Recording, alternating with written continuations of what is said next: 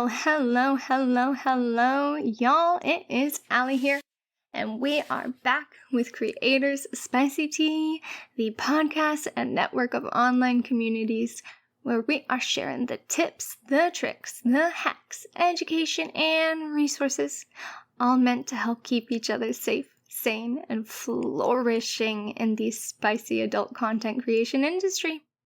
Today, we are answering that question that every single creator has been asking themselves since the inception of their content creation business. What's the question? What in the holy hell do these subscribers and buyers want from us? Y'all, we have our creator-based communities we go to.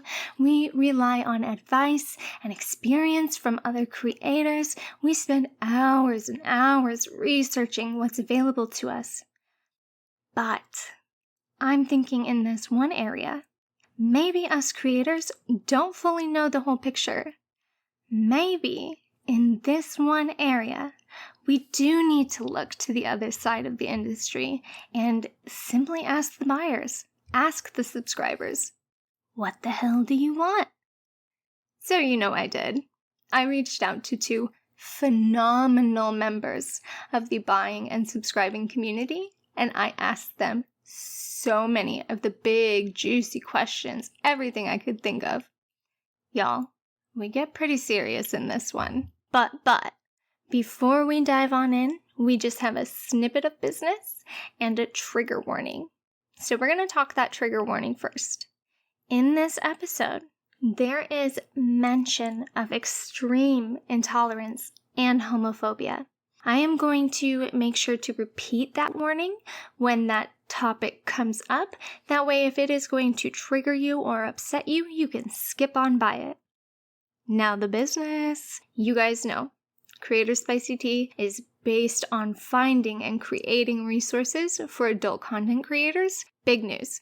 It is debuting a whole nother extension in the network, and I am so excited because it is going to help do just that. A storefront has been opened with all of the downloadable, editable, and usable resources that I create. Y'all, I personally rely on all of these for keeping my content business running smoothly and keeping it organized. There is everything on there, from the beloved spicy daily planners, the revamped and way more in-depth income and client trackers. Y'all, I went hardcore on those.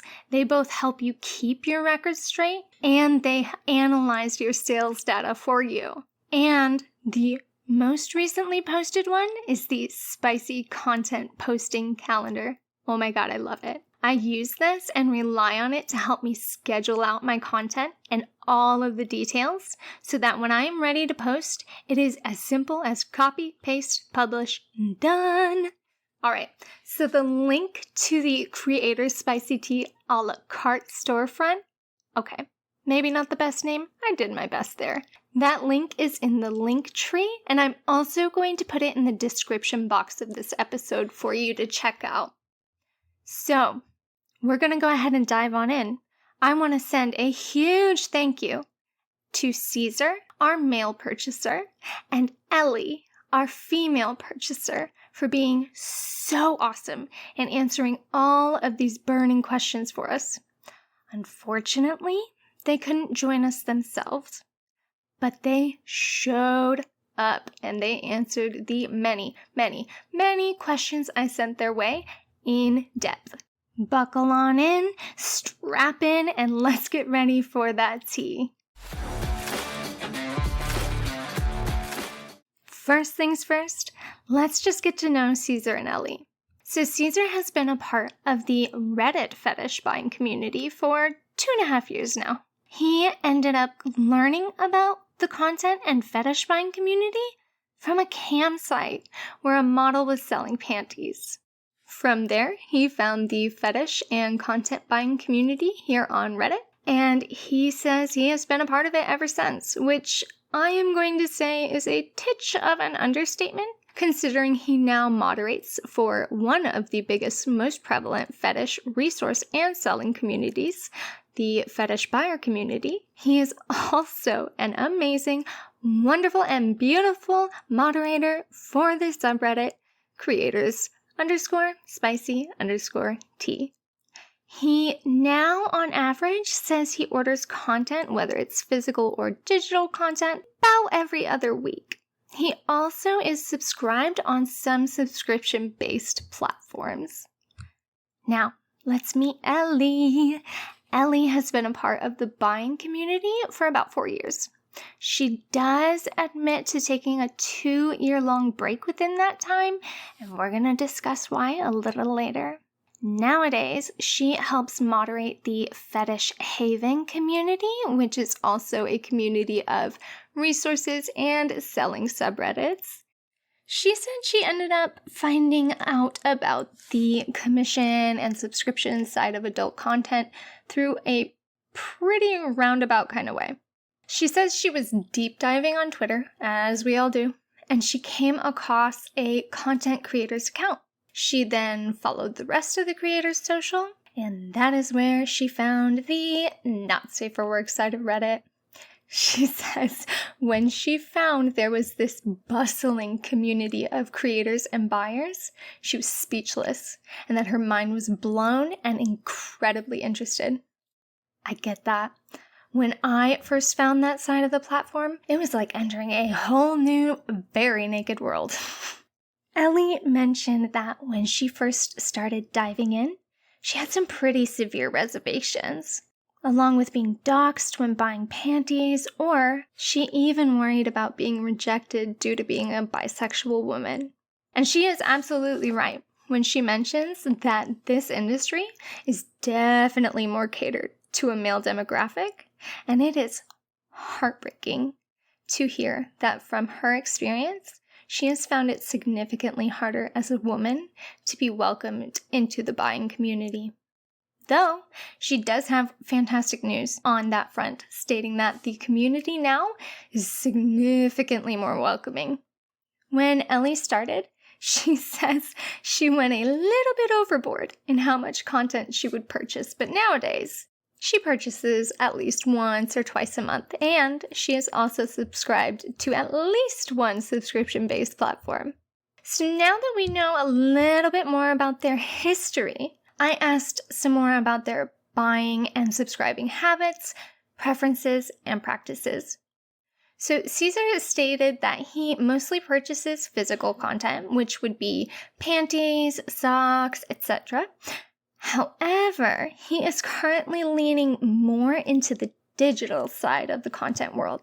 He considers himself someone who finds true enjoyment in both. Elly kind of shared that sentiment, and she specifically stated she is a connoisseur of both digital and physical content.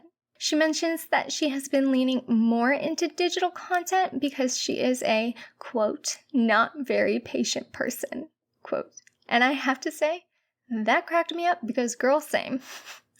And she says digital media comes at a very quicker rate.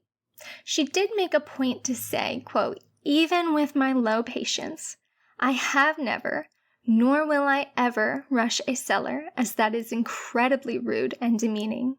Sellers have lives too, and can't be there 24/7 at a whim to fulfill your orders.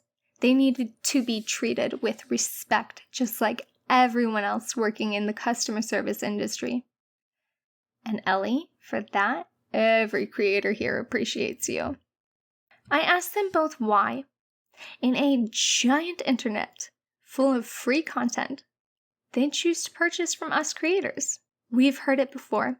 We have heard the trolls say, why would I subscribe to your OnlyFans when there's so much porn out there?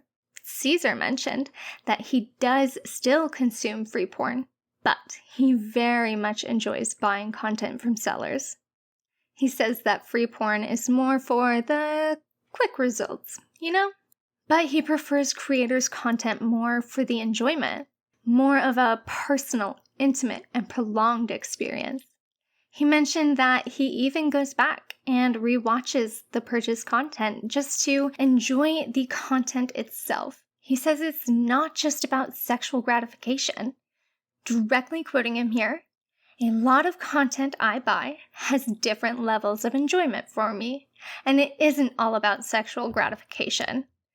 They can be soothing, calming, or give me an opportunity to enjoy the creator's body more as art, to see the body in motion and enjoy the movement, the way the light hits their body and highlights different aspects.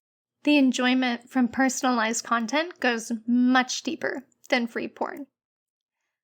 I personally love this perspective on content being more than just sexual. I love getting content requests that are not purely sexual, but also get to be about art or building connection as well. So it is awesome to see that buyers are wanting that too. Elly, on the other hand, does not consume mainstream media pornography. And she doesn't for moral reasons. And we're going to have a very small trigger warning for the next sentence here. She states that the account of abuse she sees actresses go through when working with big name companies is why she has refused to support that aspect of the industry. She says that's why she is a huge advocate for independent sex workers and sex worker rights. But, and I'm going to quote her here, having porn personally made and tailored to your needs is the best.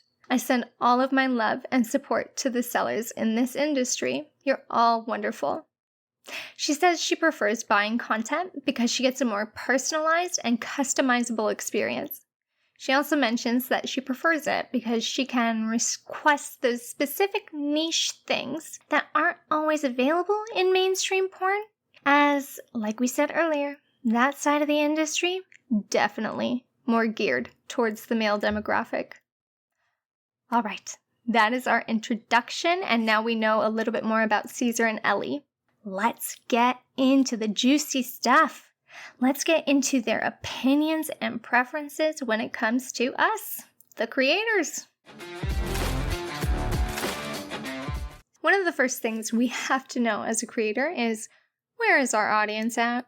Where are the actively purchasing buyers and subscribers going to find us?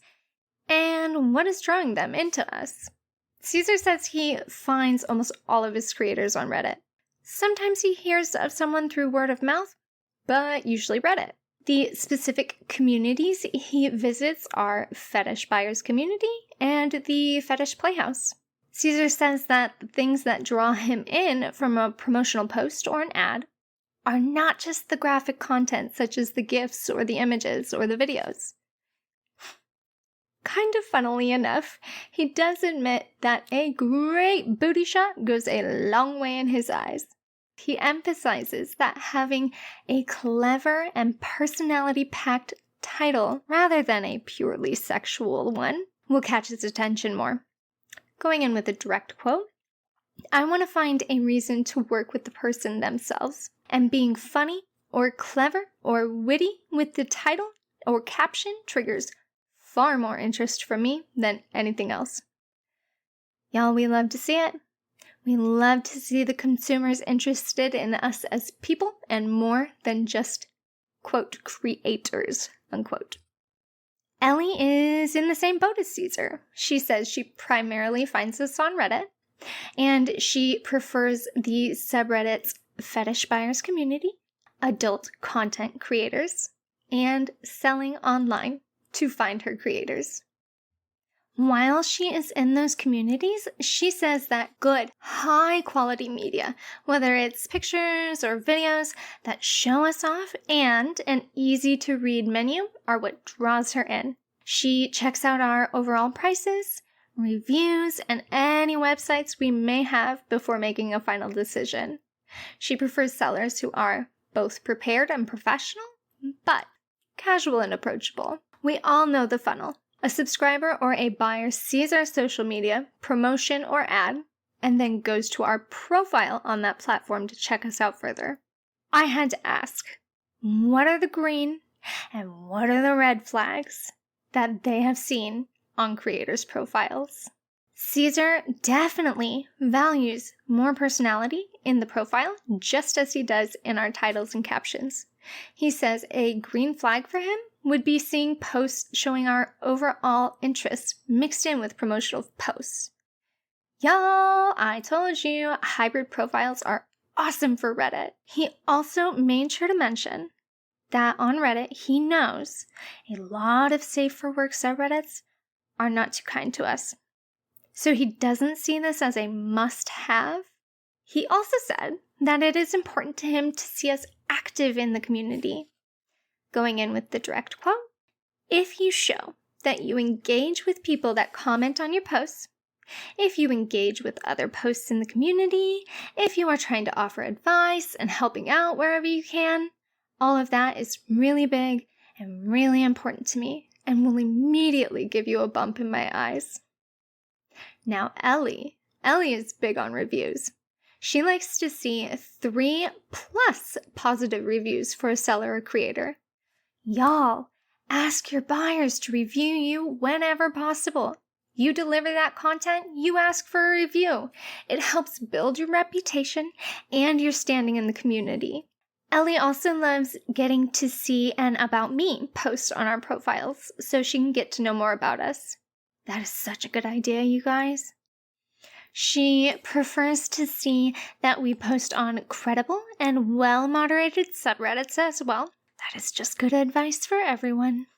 She closed out saying that she is drawn to creators and sellers that, quote, know how to take a good photo and strut their stuff. Let's talk red flags. Caesar's red flags are pretty close to just flipping the script on what he saw as green flags. They include lazy, unimaginative titles, repeatedly posted content or comments. Though, he says even worse than the same repeated comment would be no comment history at all. Remember, he mentioned it's important to see us active in the community. And as for reasons why those are red flags, he says, "These are all signs to me that this is strictly business for you, and that is the last thing I want when buying personal content." Elly's red flags also kind of include flipping the script on her green flags. She mentions that posting on untrustworthy, poorly moderated subreddits are a concern for her to see. She also says that very aggressive or link and username packed titles are not something she's going to take interest in. Speaking of aggressiveness, she says that pushy creators can be very off-putting to her. She does also not easily trust those who have no reviews, due to one time in her past being scammed when new. Again, ask your purchasers to leave reviews for you. I made a Google form for my Telegram subscribers to fill out, and I post the reviews on my website. Again, she is a moderator in a family of selling subreddits, so that next red flag came at no surprise. She says sellers who also directly message you about an ad, even though it's against the rules. Big red flag. She says, "I have had sellers message me about ads from weeks and even months ago that have been long fulfilled." The lack of awareness is one of the biggest red flags for me. Follow those rules, y'all. I can guarantee following the system in this one case is significantly more fruitful than trying to skirt around it. We all know that content buyers and subscribers are not just looking for content from us. They are also looking for the experience of us. So I asked the two what they are looking for overall in a content creator's personality and how we interact with them. Caesar is looking for who we are as a person. All of us and our interests. He's not looking for someone who is transactional and only about business, as he said earlier. He's looking for that experience of building connections and meeting people. He says he wants to see our interests, build a connection with us, because that will add up and enhance the experience overall. Remember, y'all, they may on the surface be buying our content, but they are actually buying the experience of us. When it comes down to communication with creators, he had this to say: "Be real with me. Be straight with me. Share your ideas. Offer advice on what you think will make everything better. Provide your input. You as creators have far more experience and know how to deliver good content. Plus, you know what you're good at, so you know what will come out looking better.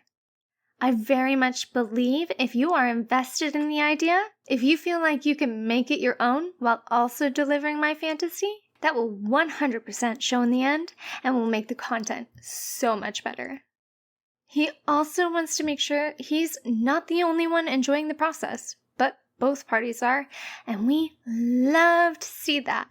Elly is looking for the kind of person we all are. Someone nice, friendly, and with good vibes. She's looking for that connection with a creator that doesn't just have to be not safe for work, but also one where she's able to connect about other things as well. She added she mostly wanted, quote, just someone who can be themselves. I don't like overly fake sexualized personalities. Just be real with me, and I'll do the same with you.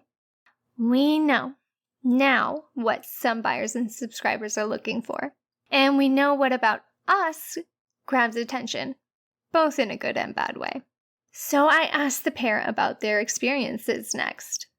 I asked if they could remember a fantastic interaction they had with a creator, and if they could remember a very much so less than good interaction. Caesar started his response in the best way, and I have to share it word for word. Quote, "Oh, good Lord. Like 90% of my interactions with sellers are fantastic. And you all know that Lort was spelt with a hard T at the end for some emphasis. He states that a big key for him is everyone treating each other like a person and getting to know each other a bit, not simply focusing on sex and getting off. He said that he's found that so long as he and other buyers remain kind and respectful, he's noticed that most creators are willing to engage in conversation with someone, partly because getting to know the buyer gives them more insight to what they like and allows the seller to better provide service for them. But I also think a lot of sellers just like the human interaction as well. He believes that a part of why he has so many positive interactions with us creators is because he's willing to listen and try and understand what we go through to provide services. And he tries to provide a safe space for us to open up and be listened to when wanted. He said he can't think of any truly awful interactions, but rather just disappointing ones. He gave an example of a recent disappointing interaction. He said, I recently placed an order with a seller for a pair of panties, 3 days wear, some extra play sessions, and no showers added on. I made it very clear and confirmed the length and the add-ons. Also, since she posts and indicates that she's in a state close to me, I asked her to pack and ship the panties still wet, since they would arrive quickly. Well, turns out the seller had misrepresented where she was and wore the garment for less than the agreed upon amount of time. He says he was able to chat with her and give some advice for her, but it's still not what they agreed upon and what he paid for. Overall, about the interaction, he said, all in all, it wasn't an awful interaction, but a way to turn a bad situation into something at least a little more positive. But I cannot lie. I highly doubt that I will be willing to work with her again, because those kind of mistakes really stick with you. Y'all, huge thing to keep in mind. Don't agree to something if you are not 100% sure you can do the agreed upon specifications. And take notes on your orders. I use both the client and order tracker and the custom script sheet, which are both available on that storefront, to take these notes. Things like this situation can hugely damage your reputation, and your reputation is crucial in this industry. Elly, just like Caesar, couldn't pick just one awesome interaction, and she said she's had so many. She did say what makes interactions both fantastic and memorable is when both parties are having fun, vibing, and comfortable with each other. Really unfortunately, Elly has had a couple of not great interactions in her buying history, including being called homophobic slurs.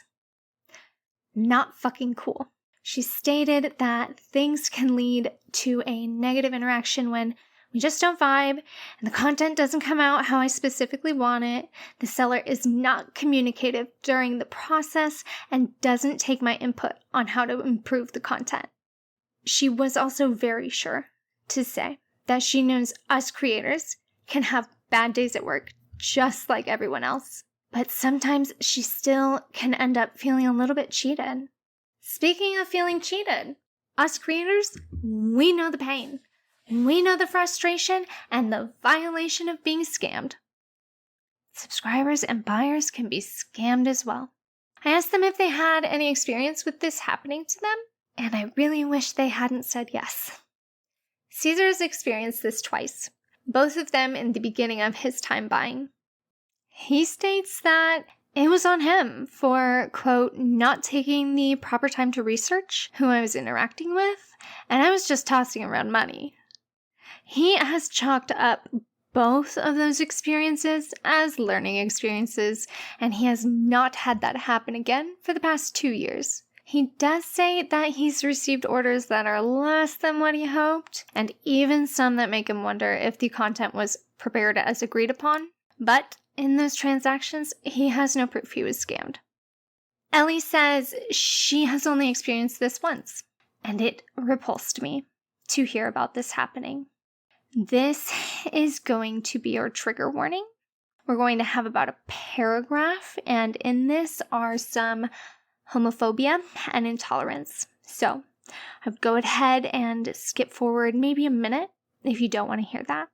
So she says that 3 to 4 years ago, she had placed a request and had a verified and trusted seller respond with interest. She sent payment and everything was set to go until they realized they had yet to age verify. Please, please, please, everyone, no age verification, no pay link. Avoid this happening. So when they realized they forgot to age verify, Elly sent her ID, redacted everything but her date of birth and her sex. Okay. This is where the repulsion comes in. Please, again, if you don't feel comfortable hearing this, please skip ahead. Elly says her attitude suddenly switched on me, going from being so kind and so warm to awful and homophobic. In all caps, she said the person texted her, "I don't sell to fucking F word slur for those who are on the LGBT spectrum. I am not going to say that word." She says she blocked me on Reddit and Kik and kept her payment. She said she was heartbroken from this interaction, and it brought her to tears. In no way do I blame her for that. Us creators are very well within our rights to refuse service to anyone. However, if we do not provide the content, that money must be refunded. And please, I know you guys know this. I know you don't need to hear this, but keep any intolerance to yourself. This is supposed to be an open to all community. That kind of shit can hugely impact someone's mental health. And we don't know what battles somebody is already fighting. There is no need to add to it. After a couple more intolerant and homophobic interactions, Elly had to take a full 2-year break from buying. Thankfully, she was able to come back this year and has found an amazing community. Now, y'all, it's time to get deep. Serious and even a little bit possibly controversial. And let's ask some of the intense questions. I'm not sure if everyone listening is feeling it as well, but there are some shifts going on in the market, and I do not like them. I do not love seeing them. So I asked for their perspective on the market and creators in general. To start, I asked what their perspective is on the current market slump, and if they think it'll be bouncing back. Caesar really does believe it'll bounce back, but not to its former glory, unless the overall economy changes and improves. He quoted, "This kind of service is absolutely a premium luxury, and with things in general in life costing more and income not matching, quality buyers will be buying less often and probably sticking to sellers they know they can rely on. So y'all, make sure you are really focused on building that strong base of subscribers and buyers. I will say, personally, mine are getting me through this. He also mentioned that non-quality buyers will likely be out in force, looking for as much content as they can get for the smallest rates possible, continuing to drive down the market. Y'all, I've seen it nonstop. Please remember to fully value your content, labor, time, and overhead. Don't settle for a profit loss just to bring in an insulting amount of money. So Elly sees this slump as not too surprising. She even described it as normal. She says right now, with inflation, gas, food, rent prices, people have less money to buy individual custom content. She believes it'll bounce back, even though this round has lasted significantly longer due to the economy.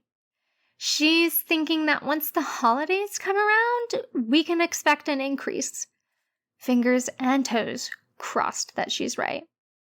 She ended this question with something I really think all of us need to hear. I say to everyone, hang in there for now. Don't give up just yet. Seriously, y'all, don't give up. Please consider taking Elly's advice to heart here. This is gnarly right now. I'm feeling it along with you. But every market in every industry has up and downs. So, stay strong and keep fucking fighting for yourself and your business. The next question I asked was a bit of a doozy. I have my own opinions on this, and it was pretty interesting to see those opinions echoed by those in the consuming side of the industry. I asked about their perspectives on the general interpersonal relationship quality between creators and consumers, and if they think it's gotten worse, better, or roughly stayed the same. Caesar sees what I have very unfortunately been seeing. He says, overall, I can't help but think it has gotten more contentious. He thinks this could be due to a oversaturation of sellers and creators who don't have enough education on how the market works, and buyers who are attempting to take advantage of that, and an influx of scammer sellers and lowballer buyers. He sums it up by saying, this leads to buyers being less willing to trust sellers, and sellers getting tired of every buyer wanting to get a ton of verification pictures, videos, offering low prices, asking for delivery before payment. It's a cycle, and it's spreading and affecting basically everyone.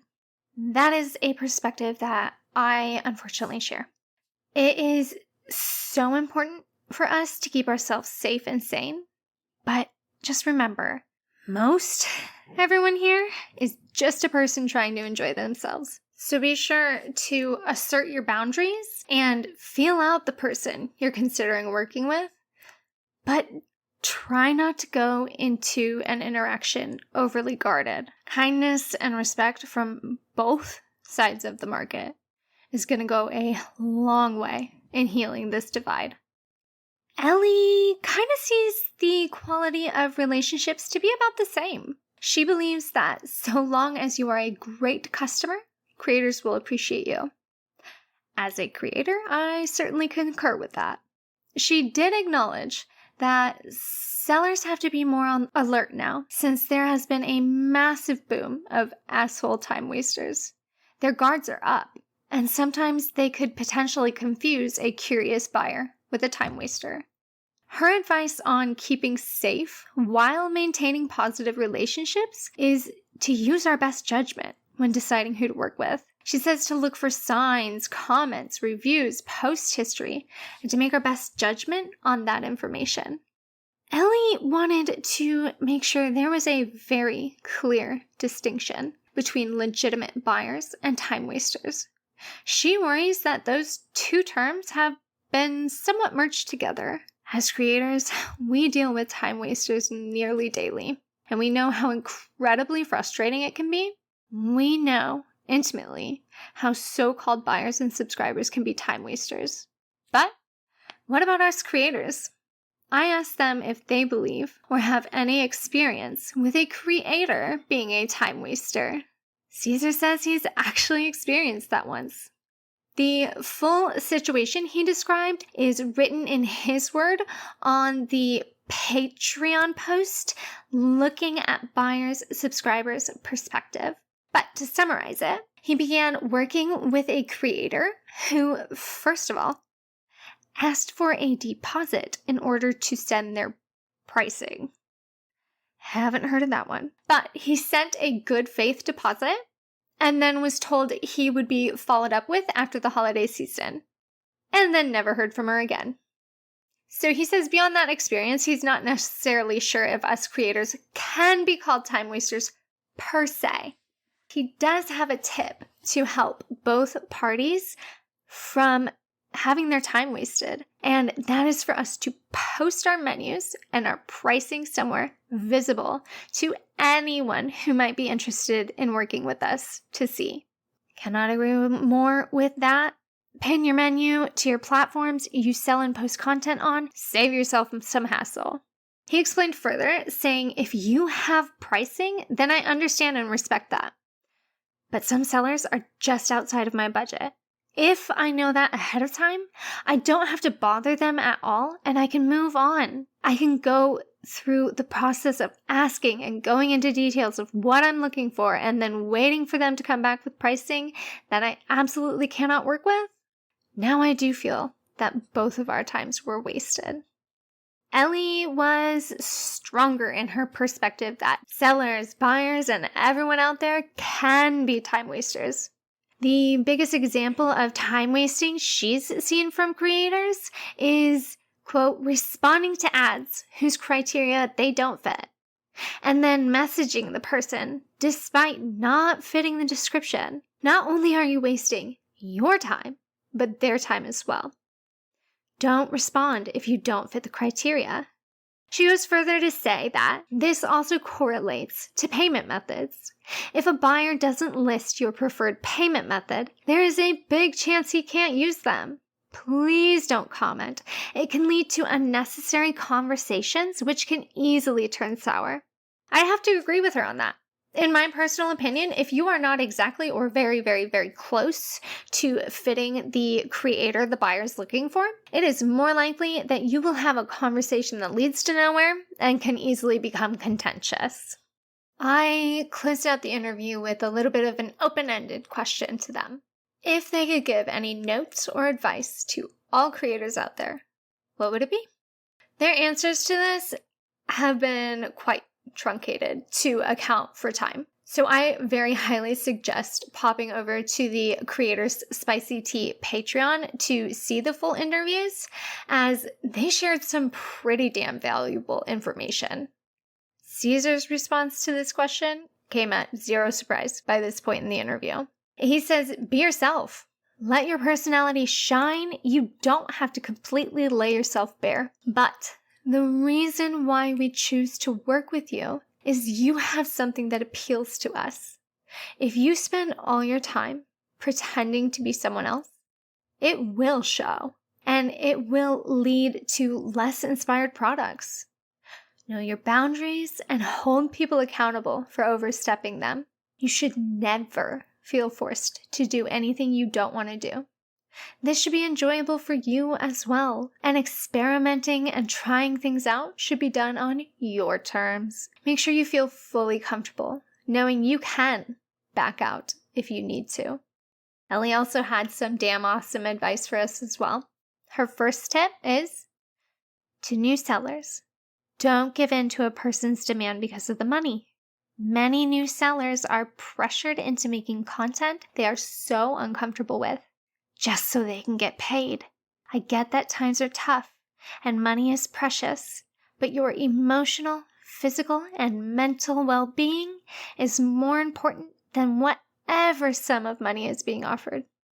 Love to hear it, y'all. That is golden rule number 1. Never spend more of your own capital than you receive in return. Her second piece of advice is something we actually chatted about in last week's episode, and that is payment comes before content every time. She says, "It's truly heartbreaking and frustrating to read about new sellers getting scammed out of content because some dickwad refused to pay, even though they promised to pay afterwards.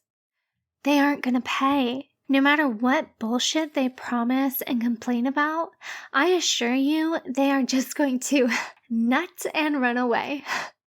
Why? Because scammers get off on the idea of exploiting women.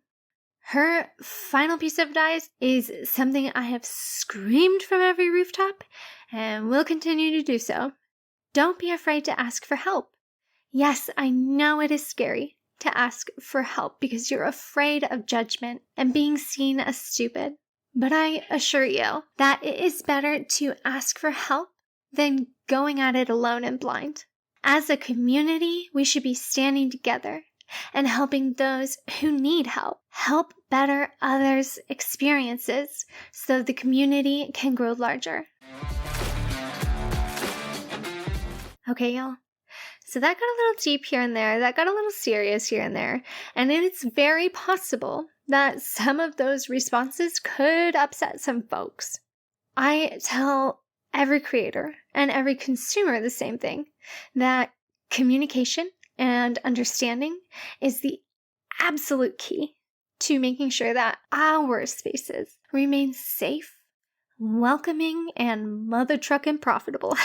Part of the reason that I wanted to do this particular episode was to give consumers a voice in the creators space so we can see another perspective. I would really hope that everyone, both creators and consumers, can take some of this information into their next interaction and work to care about and hopefully even enjoy each other. All right, I would love to hear what you thought of their responses. And if you have any more questions you would want to have answered, because I would love to do this again with a new couple of consumers. So definitely go check out that link tree in the podcast description box and feel free to let me know what you think on this pretty information-packed and potentially contentious episode.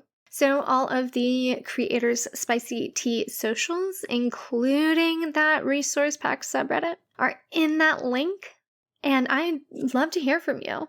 The full interviews, as I said, are available on the Creators Spicy Tea Patreon, along with this episode's rough transcript, aka the script I wrote out and absolutely failed to stick to exactly. So be sure to check out that link and those full interviews.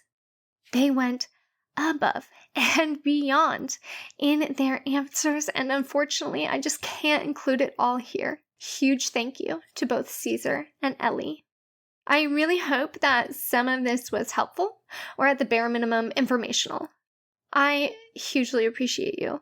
If this podcast has helped you in any way, please consider sharing it with the other creators in your community so we can spread these resources and education as far and wide as we can. The more educated we all are, the more influence we can have in the market and make it a better space for everyone in it.